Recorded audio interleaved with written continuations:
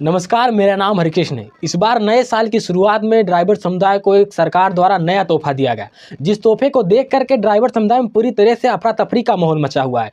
Driver समुदाय जो है लाइसेंस तोड़ने पर मजबूर हो गए हैं। उन्होंने धरना शुरू कर दिया, हड़ताल हो गई। काफ़ी आर्थिक आय पर एक भारी प्रभाव पड़ने वाला है। पूरे देश में एक अलग माहौल बन चुका है। इस नए साल की शुरुआत में एक नए हड़कंप के साथ जो है शुरुआत हुई।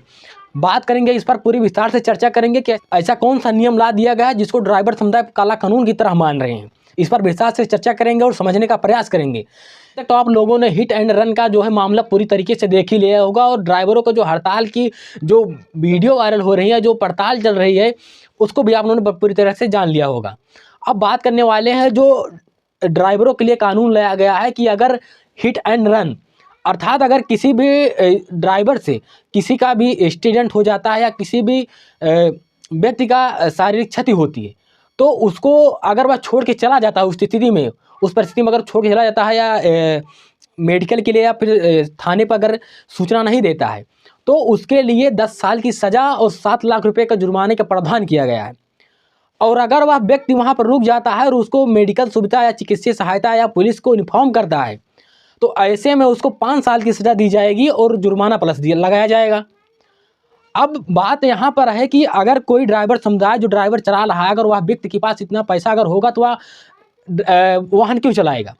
मुश्किल से 10 से 20,000 रुपये मान लेते हैं एक ड्राइवर की जो है सैलरी है, और वह उसके परिवार हैं, उसके बीवी बच्चे लड़के हैं। अगर वह व्यक्ति जो है किसी दुर्घटना हो जाती है बड़े वाहनों से, तो अगर वह 10 साल जेल में जाएगा और प्लस 7 लाख रुपये जुर्माना कहाँ से देगा।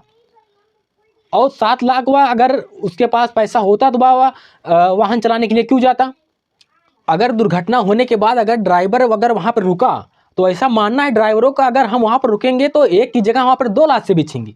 क्योंकि जब कोई भी दुर्घटना होती है तो पब्लिक वहाँ पर नहीं देखती है कि गलती हुई है, वह ड्राइवर को किस बुरा तरीके से पीटती है। ड्राइवरों का यह कहना है कि वह जो दुर्घटना हुई है उसको तो बात छोड़िए, उससे ज़्यादा तो दुर्घटना उस ड्राइवर की हो जाएगी। अगर वह व्यक्ति अगर वहाँ से भागेगा नहीं तो पब्लिक इस तरीके की उसकी हालत कर देगी। और ऐसा ड्राइवरों का कहना है कि जब पब्लिक मारती है तो वह देखती नहीं है कि उसमें किसकी है, इस बात को वहाँ पर पब्लिक नहीं देखती है।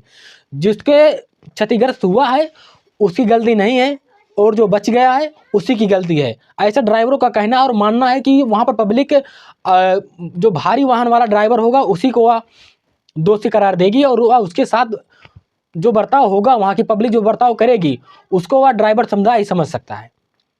अब इस बात को लेकर के पूरा अफरी तफरी समाज में मची हुई, पूरा देश में हाहाकार मचा हुआ है। एक तरफ संसद में यह नियम तो ला दिया गया जिस पर कोई भी विचार विमर्श नहीं किया गया, और लेकिन अब ड्राइवर समुदाय जो है इस बात को लेकर अड़िग है या कई कानून वापस लिए जाए। इसलिए किसानों के लिए 3 बिल लाए गए थे, और उसके लिए किसानों ने जी जान लगा के पूरा विद्रोह किया कि यह काला कानून हमारे लिए है।